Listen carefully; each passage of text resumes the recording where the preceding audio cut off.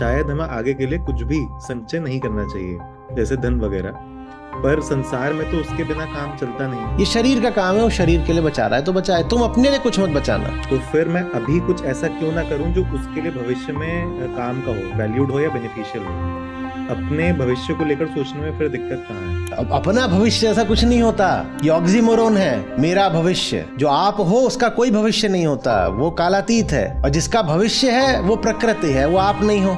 Sorry to disappoint you son, but you have no future and no past either. हमें कविताएं सुना सुना के बता दिया गया है ना कि सुंदर भविष्य गढ़ो, नूतन संसार रचो। काल खड़ा है तुम्हारे सामने, तुम्हारी कनपटी पे पिस्तौल रख के, वही अपने हाईवे रॉबरी चल रही हो, भैंसे पे पीछा करते हैं और गाड़ी रोक के लूटते हैं। अब वो आए और तुम्हारी कनपटी पे रख दिया ऐसे, अब बोल रहे हैं जो कुछ भी फिजूल है दे दो, क्योंकि मौत वही सब ले जाती है जो फिजूल है। जो असली है मौत उसको छू भी नहीं सकती।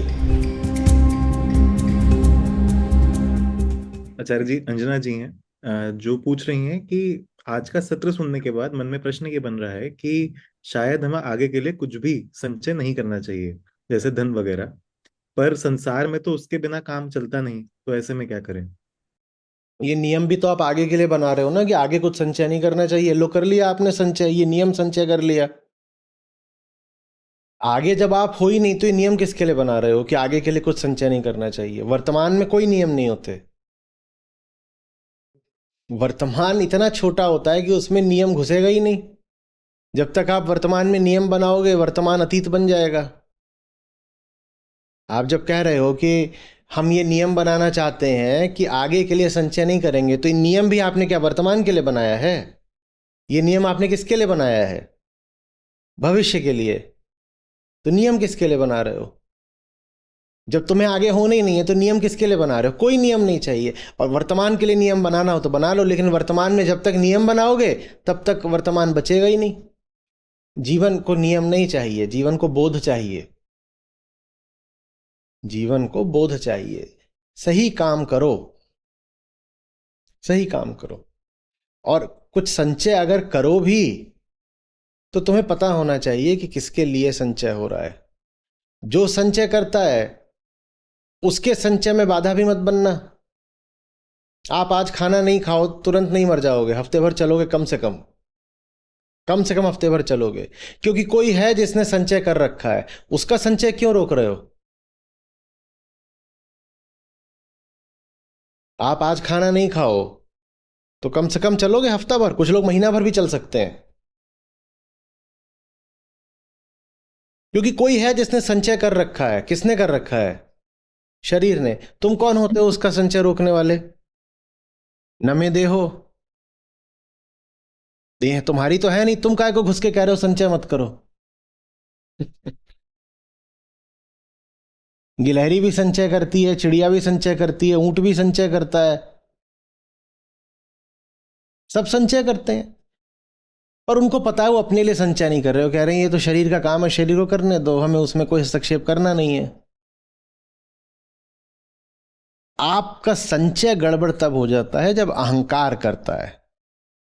शरीर का तो भविष्य है, किसने कहा शरीर का भविष्य नहीं है? शरीर का तो भविष्य है, तुम्हारा कोई भविष्य नहीं है।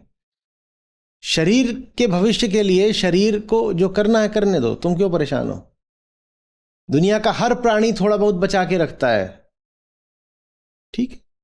ये शरीर का काम है, वो शरीर के लिए बचा रहा है तो बचाए, तुम अपने लिए कुछ मत बचाना। तुम सारी बचावट से मुक्त रहो। मैं अपने लिए कुछ नहीं बचाता, शरीर थोड़ा बहुत अपने लिए बचाता है, बचाए रहे। अच्छा एक बात बताओ, अभी तुम खाना खा रहे हो क्या उदित? नहीं आचार्य जी। तो अभी खाना नहीं खा रहे तो बोला कैसे? अभी जैसे ही तुमने बोला तो उसमें तो ऊर्जा लगी, वो कैसे बोल दिया तुमने? फिर खाना तो अभी अभी खाया नहीं। शरीर में पहले से ही संचित है। तो संचित ना हो तो ये बातचीत भी नहीं हो पाएगी, आचार्य जी डिस्चार्ज होके गिर जाएंगे।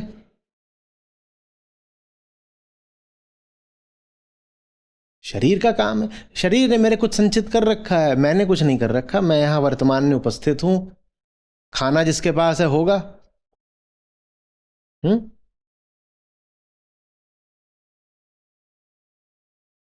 बताओ आगे। जी। इसी से कुछ जुड़ा हुआ प्रश्न है। सिद्धार्थ जी हैं यूएस से।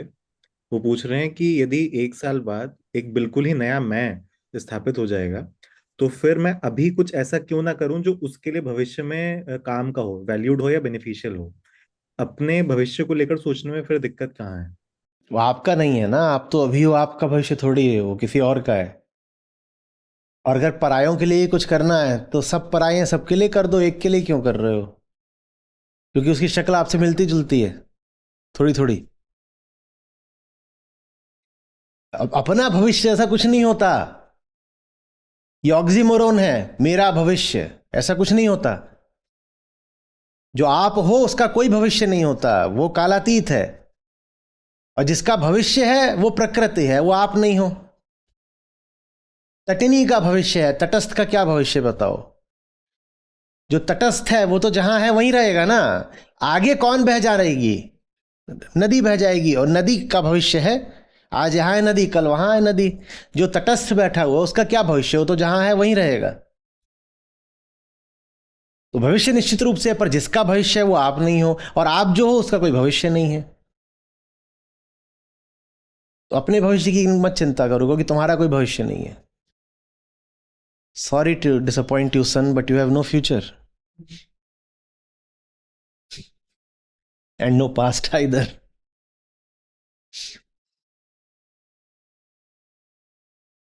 To some people that strangulates, मर गया कुछ नहीं भविष्य। To some people that liberates, depends.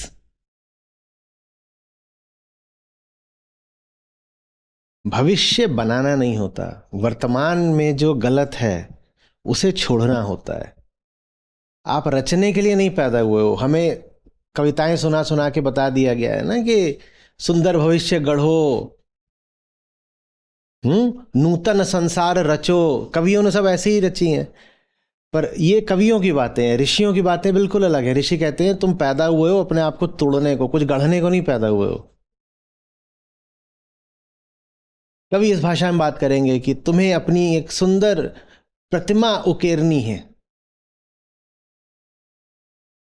हम्म तुम्हें अपना एक बड़ा प्यारा गौरवशाली चित्र खींचना है। ऋषि कहेंगे कुछ नहीं करना है। ऋषि कहेंगे तुम बंधनों में पैदा हुए हो, तुम्हें बस बंधन काटने हैं। तुम्हारा जो पूरा एजेंडा है वो डिस्ट्रक्टिव होना चाहिए। मैं पैदा हुआ हूं कुछ हटाने को, लगातार हटाते रहना है।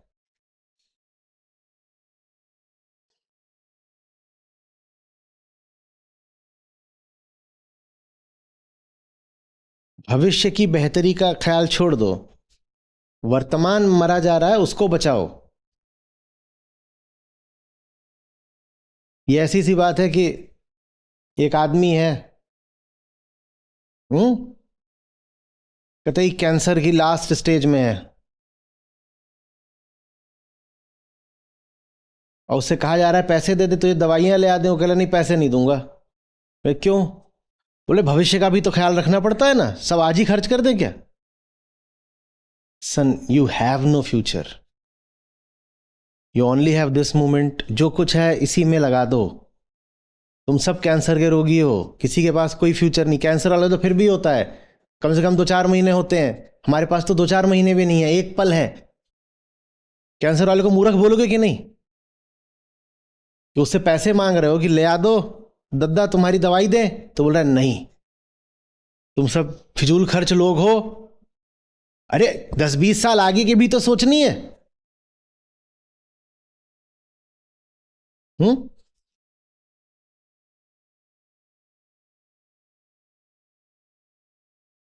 समझ में आ रही बात है? काल खड़ा है तुम्हारे सामने, तुम्हारी कनपटी पे पिस्तौल रख के, वही अपने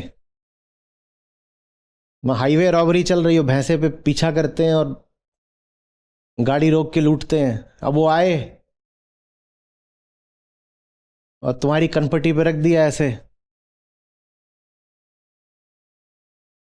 अब बोल रहे हैं जो कुछ भी फिजूल है दे दो। क्योंकि मौत वही सब ले जाती है जो फिजूल है, जो असली है मौत उसको छू भी नहीं सकती। हम्म तो यमाचार्य आए, ऐसे लगा दिया, बोले जो कुछ फिजूल है दे दो, और तुम बोल रहे हो नहीं देंगे। यमराज बोले मैं मार दूंगा, मेरा काम यही है, पेशेवर हूं। बोले नहीं देंगे। यमराज को भी कुछ रोचक लगा, बोले क्यों नहीं दोगे, ये तो बताओ। बोले अरे भविष्य के लिए भी तो कुछ बचाना है ना, तो मार भले दो पर भविष्य के लिए हम बचा के रखेंगे। यमराज बोले अगर मैं तुझे मार दूंगा तो तेरा भविष्य कहाँ है? बोले वो सब हम नहीं जानते, पर हम तुझे नहीं देंगे। फ्यूचर की सिक्योरिटी भी तो सोचनी पड़ती है ना। हम ऐसे लोग हैं। यही पल है जो तुमसे कह रहा है कि अपनी सारी गंदगी त्याग दो। तुम कह रहे हो नहीं त्यागेंगे, गंदगी मेरी जान है, जान चली गई तो भविष्य कहां बचेगा?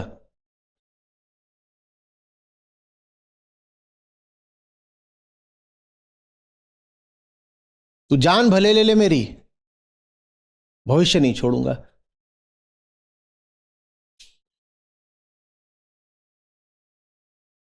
हम्म। जी। आचार्य जी, विपिन कुमार जैन जी हैं, उन्होंने एक तरह से तीन यक्ष प्रश्न ही भेज दिए हैं। वो हम्म। पूछ रहे हैं कि वो कौन है जो स्वयं को बोध स्वरूप जानता है। वो है जो अब अपने आप को शरीर स्वरूप नहीं जानता है। आप किसी सकारात्मक सत्ता की उम्मीद कर रहे हो। हम्म। आप किसी विधायक उत्तर की उम्मीद कर रहे हो, उत्तर नकार में ही आएगा। वो अभी है ना जो अपने आप को देह जानता है, वो है ना। पहला यक्ष प्रश्न, उसका उत्तर है ये, वो तो है। कम से कम आपने पूछा वो कौन है जो अपने आप को बोध स्वरूप जानेगा, मैं कह रहा हूं उसकी तुम चर्चा बंद करो। वो तो अभी है जो अपने आप को देह जानता है, उसका क्या नाम है, क्या नाम बताया? विपिन जी। वो तो है ना जो अपने आप को कहता है मैं ये रहा, मैं विपिन मैं विपिन हूं, हाँ। तो उसका मिटना ही वो है। जो विपिन अपने आप को देह मानता है, जब उसकी आंखें खुल जाए और बोले ये सब तो ऐसे ही था, बुलबुले से आशिकी कर रहे थे, कुछ बुलबुला उड़ रहा है और तुम दिल जान जिगर तुझ पे निसार किया है, बुलबुलों से आशिकी चल रही है। तो वो विपिन जब हट जाए तो उसको ही सत्य बोध या आत्मा कहते हैं। वो एक नकार का नाम है, उसका कोई विधायक सकारात्मक अस्तित्व नहीं है। तो पूछोगे बार बार वो कौन है जिसको ब्रह्म बोलते हैं, तो कोई उत्तर नहीं आएगा।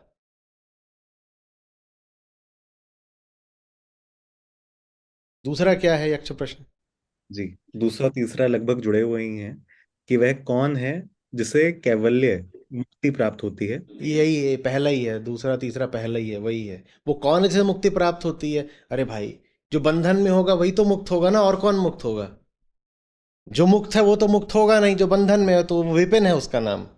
वो कौन है जिसे मुक्ति प्राप्त होती है? उसका नाम है विपिन। उक्ताते उपनिषद। बिल्कुल, इसको आप लिख लीजिए, ये उपनिषदों की श्रृंखला का उत्तर है।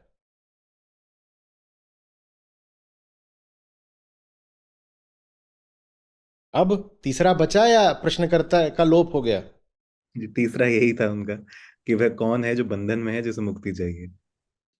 का नाम विपिन है।